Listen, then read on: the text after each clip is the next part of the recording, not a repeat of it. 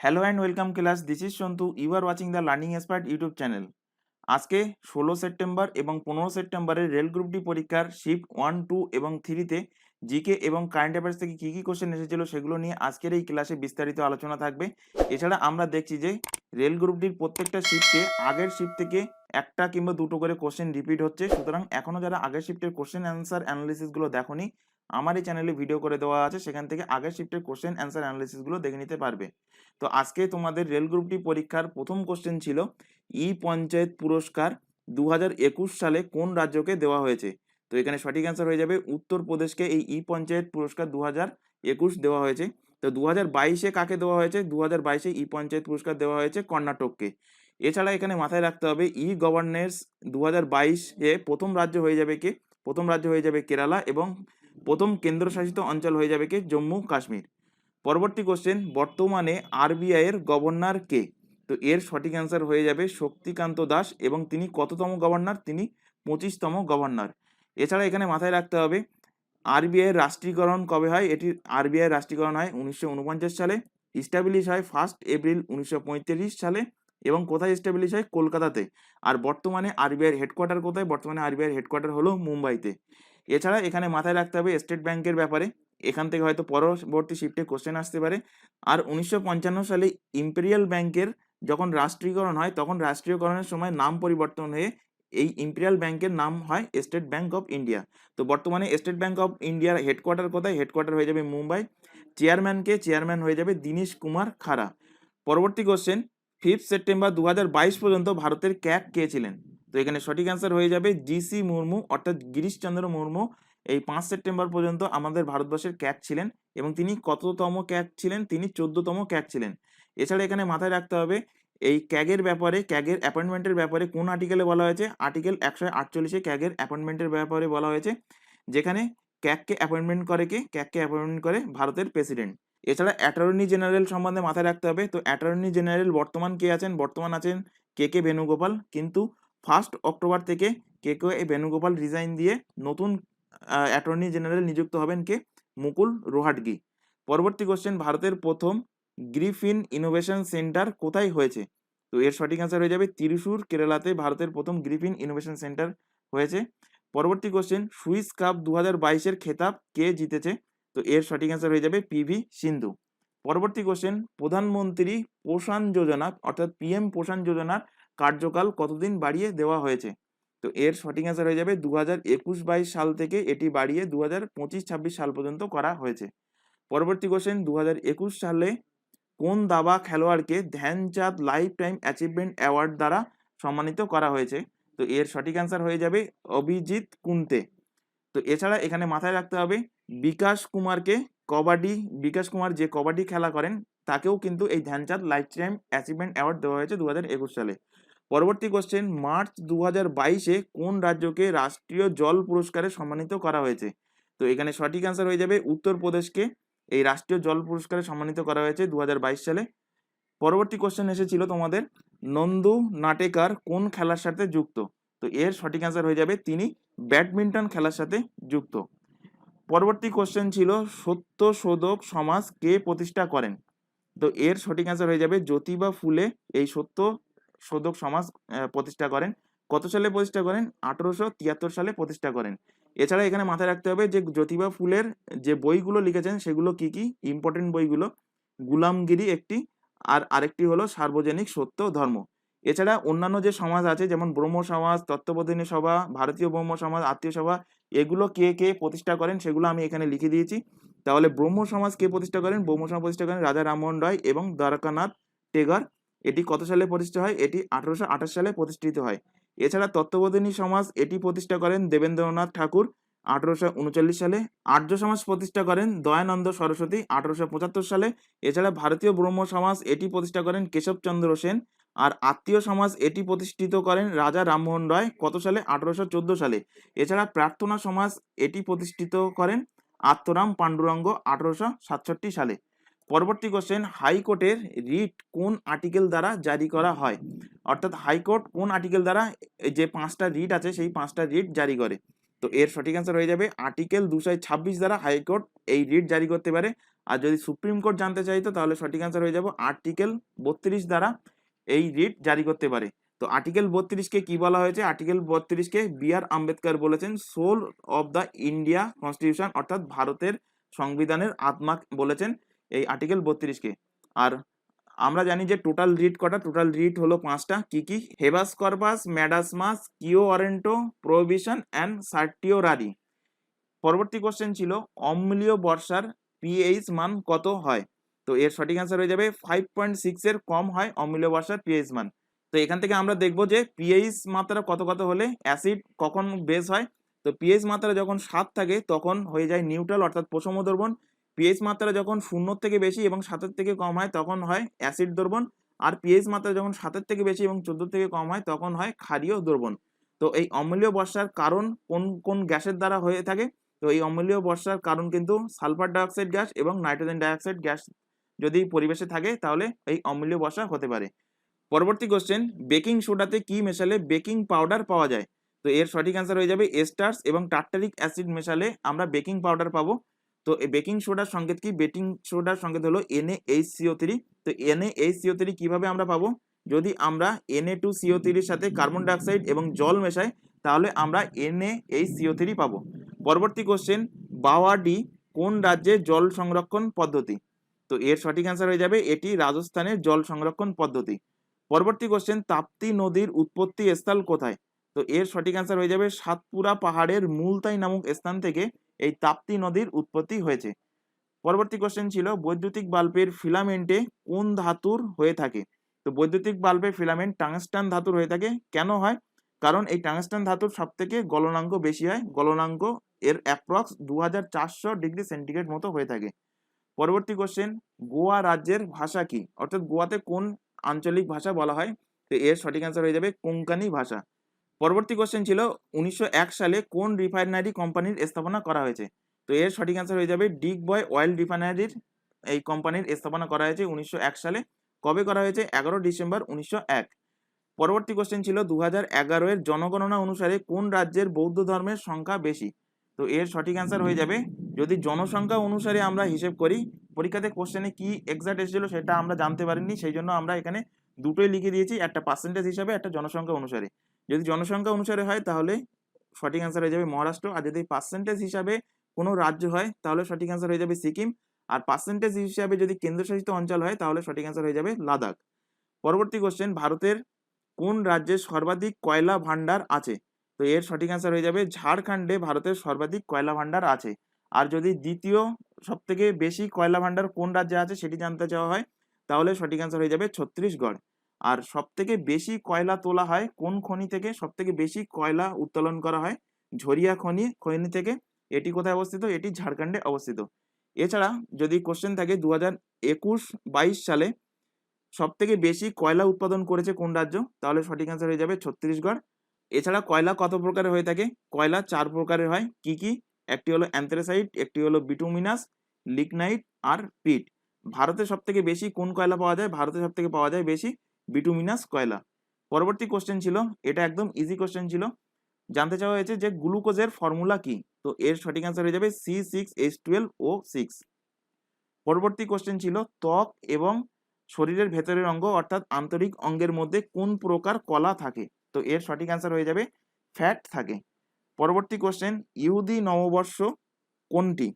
তো এর সঠিক অ্যান্সার হয়ে যাবে রোজ হাসাহান। পরবর্তী কোশ্চেন ছিল 2 ওহমের 3টি প্রতিরোধাঙ্ককে যদি আমরা শ্রেণী সমবায়ে জুড়ি তাহলে সমতুল্য প্রতিরোধ কত পাওয়া যাবে? তো শ্রেণী সমবায়ে যদি আমরা জুড়ি তাহলে তার সূত্র হয়ে যাবে R=R1 + R2 + R3, এইভাবে জুড়তে জুড়তে যাবে।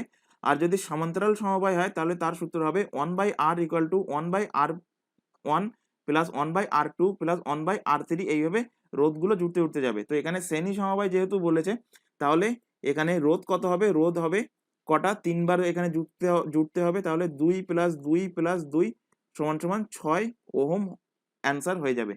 পরবর্তী কোশ্চেন ছিল কোন দেশ থেকে ফেডারেল ব্যবস্থা নেওয়া হয়েছে এই ভারতবর্ষে? তো এর সঠিক অ্যান্সার হয়ে যাবে কানাডার সংবিধান থেকে আমরা এই ফেডারেল ব্যবস্থাটা নিয়েছি। পরবর্তী কোশ্চেন ছিল ক্লোরোপ্লাস্ট কিসে পাওয়া যায়? তো এর সঠিক অ্যান্সার হয়ে যাবে গাছের সবুজ পাতায় আমরা ক্লোরোপ্লাস্ট পাই। পরবর্তী কোশ্চেন, বৈদ্যুতিক মোটরে শক্তির উৎস কি? তো এটা একদম ইজি কোশ্চেন ছিল, কোশ্চেনটা একটু ট্রিকি করে ঘুরিয়ে দিয়ে চেষ্টা করেছিল, কিন্তু সঠিক অ্যান্সার হয়ে যাবে বিদ্যুৎ, অর্থাৎ বৈদ্যুতিক মোটরে বিদ্যুৎই হলো শক্তির উৎস। পরবর্তী কোশ্চেন, শরীরের মাংসপেশির ফিক লেগে ধরা বা টান লেগে ধরার কারণ কি? তো এর সঠিক অ্যান্সার হয়ে যাবে ম্যাগনেসিয়াম যদি কম হয়ে যায় তাহলে ম্যাগনেসিয়াম কমের জন্য শরীরের মাংসপেশি ফিক লেগে ধরে। পরবর্তী কোশ্চেন ছিল ডিফরেস্টেশনের জন্য কিসের প্রভাব পড়ে? ডিফরেস্টেশন বলতে যদি আমরা গাছ কেটে দেই তাহলে কি প্রভাব পড়বে? তাহলে তার সঠিক অ্যান্সার হয়ে যাবে গ্লোবাল ওয়ার্মিং বেড়ে যাবে। পরবর্তী কোশ্চেন, স্বাধীন ভারতের প্রথম অর্থমন্ত্রী কে ছিলেন? তো এর সঠিক অ্যান্সার হয়ে যাবে আর কে শানমুগহাম ছেত্রী। এছাড়া যদি জানতে চাওয়া হয় যে ফার্স্ট প্রেসিডেন্ট কে ছিল, ফার্স্ট প্রেসিডেন্ট ছিল রাজেন্দ্র প্রসাদ, প্রথম প্রধানমন্ত্রী ছিলেন জওহরলাল নেহরু, প্রথম হোম মিনিস্টার ছিলেন সর্দার বল্লভভাই প্যাটেল, আর প্রথম ল মিনিস্টার ছিলেন বি.আর. আম্বেদকর। পরবর্তী কোশ্চেন ছিল পঞ্চায়েতি রাজ কোন আর্টিকেলের সাথে সম্বন্ধিত? তো এর সঠিক অ্যান্সার হয়ে যাবে পঞ্চায়েতি রাজ 243 আর্টিকেলের সাথে সম্বন্ধিত।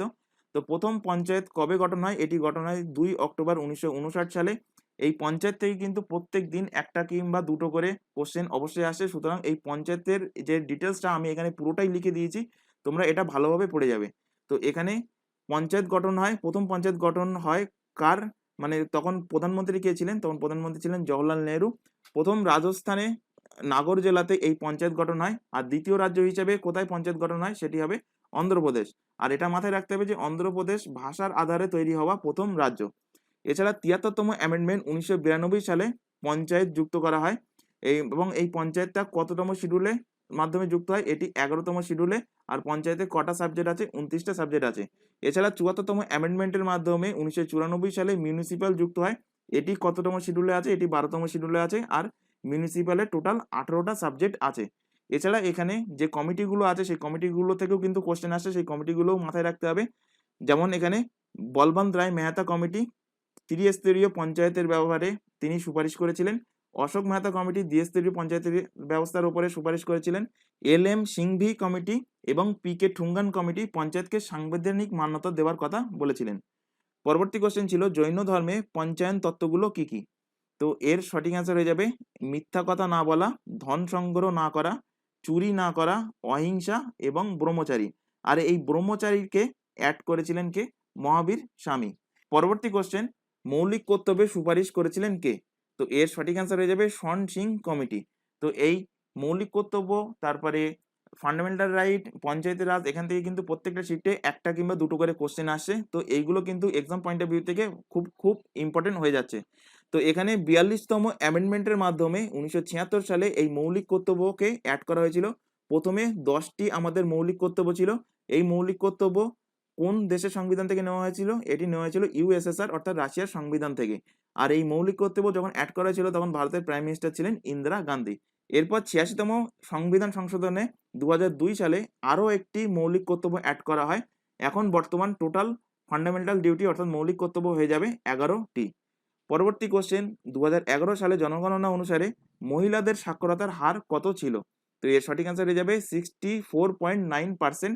আর ছেলেদের জানতে চাইলে তার সঠিক অ্যান্সার হয়ে যাবে 82.16%।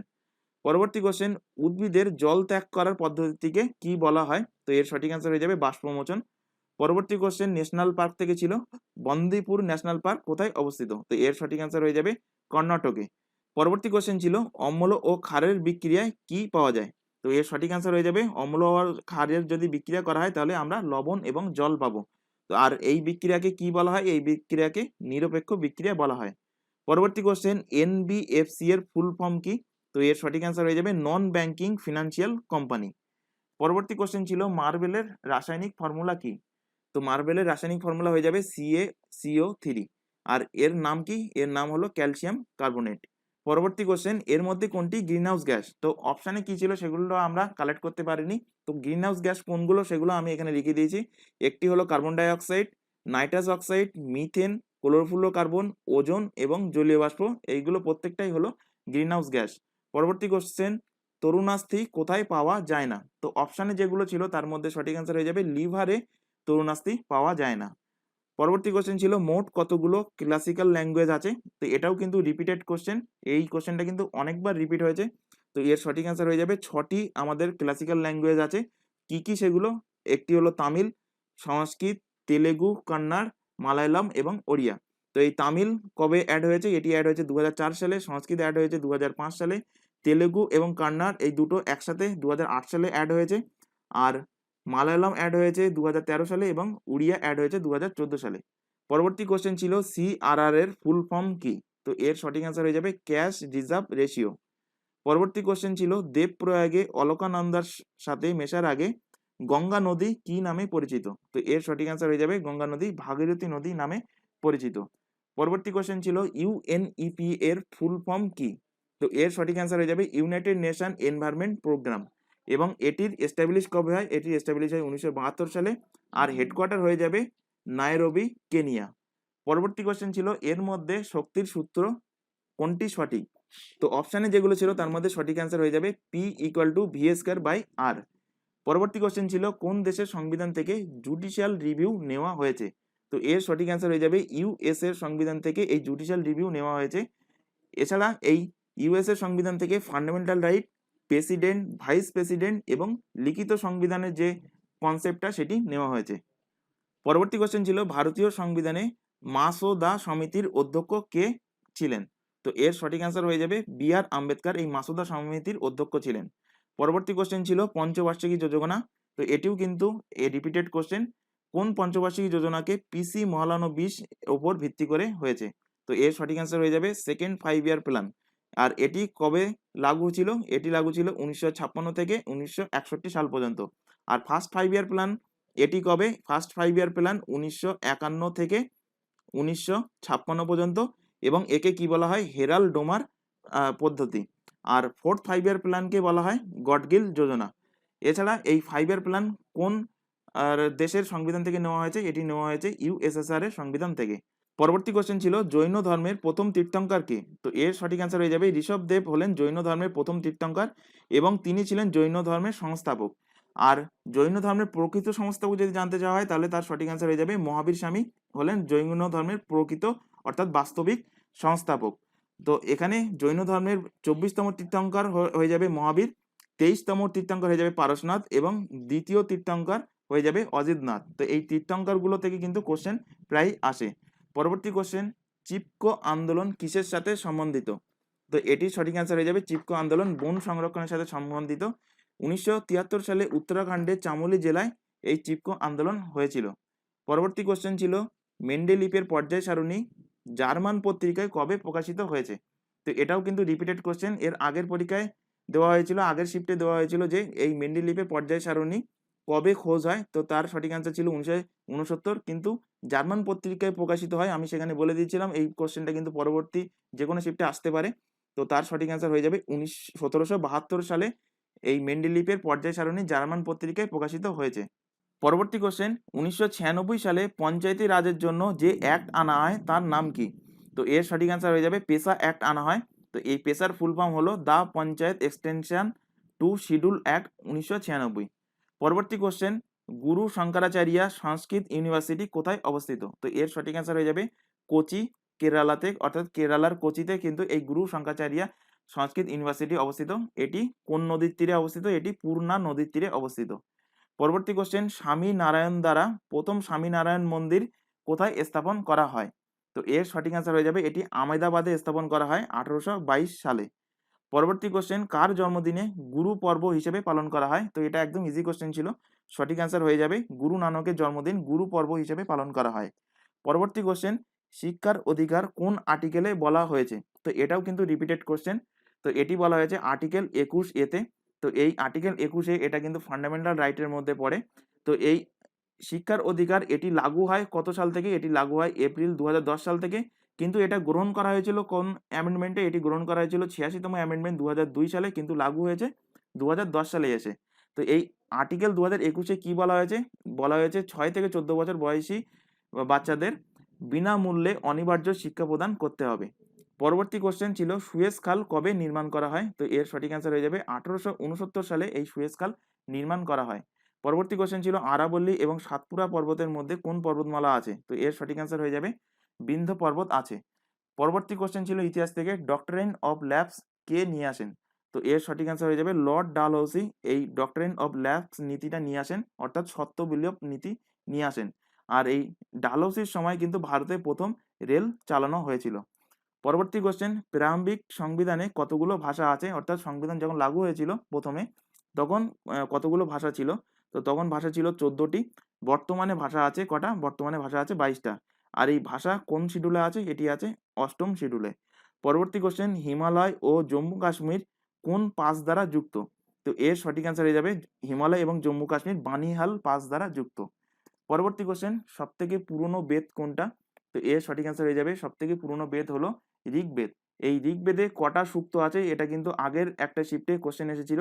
তো সূক্ত আছে 1028টি। পরবর্তী কোশ্চেন, অ্যালকিনের সাধারণ সূত্র কি? তো এটাও কিন্তু রিপিটেড কোশ্চেন। তো এর সঠিক অ্যান্সার হয়ে যাবে CnH2n। আর যদি অ্যালকেন জানতে চাওয়া হতো তাহলে সঠিক অ্যান্সার হতো CnH2n+2। আর অ্যালকাইন হলে হবে CnH2n-2। পরবর্তী কোশ্চেন, তামিলনাড়ু সবথেকে ছোট জেলা কোনটি? তো তামিলনাড়ু সবথেকে ছোট জেলা হলো কন্যাকুমারী।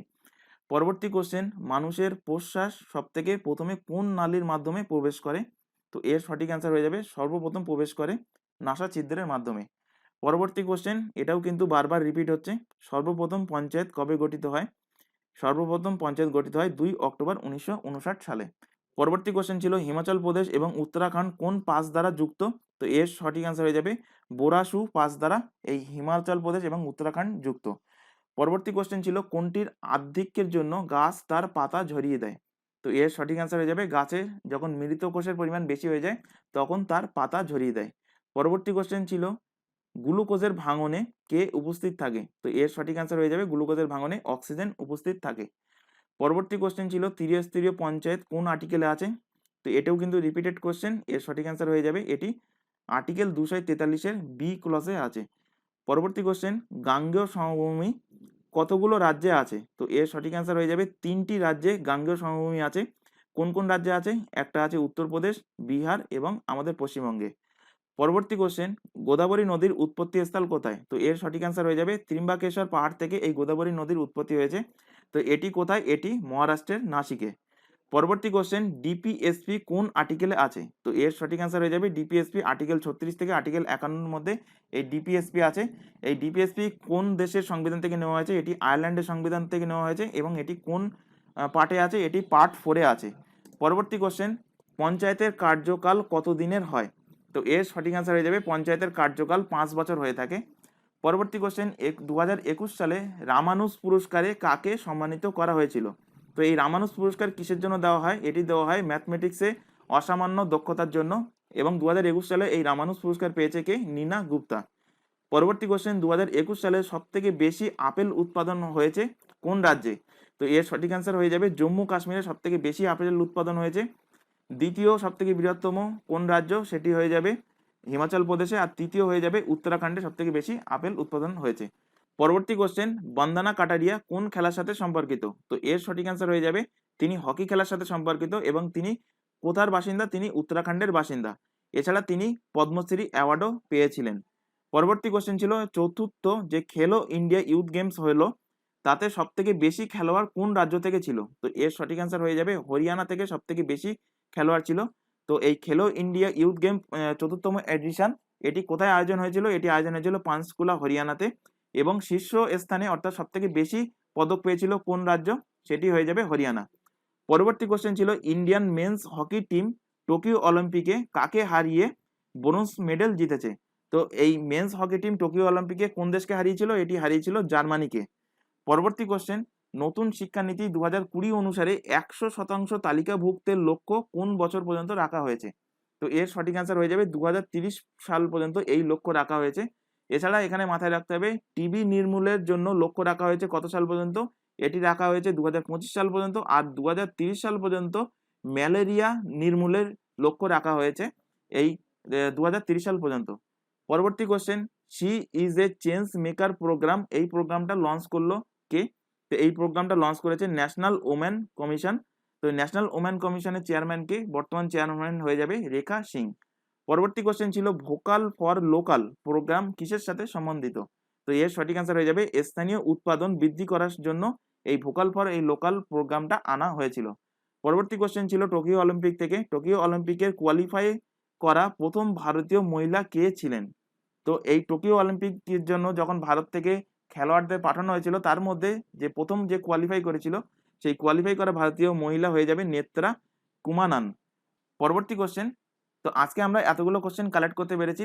এছাড়া আরেকটি কোশ্চেন ছিল যেটার সঠিক যে অপশান এসেছিল সেই অপশান বা সঠিক কোশ্চেন কি এসেছিল সেটা আমরা কালেক্ট করতে পারিনি। তো কোন টপিক থেকে কোশ্চেন এসেছিল, এটি এসেছিল পর্যায় সারণীতে। একটা ছাত্র আমাকে বলেছে যে পর্যায় সারণীর দ্বিতীয় পিরিয়ডে নেই কোন মৌলটা, তো অপশানটা বলতে পারিনি। তো দ্বিতীয় পিরিয়ডে কোন কোন মৌল আছে, দ্বিতীয় পিরিয়ডে আছে lithium, beryllium, boron, carbon, nitrogen, oxygen, fluorine এবং নিয়ন।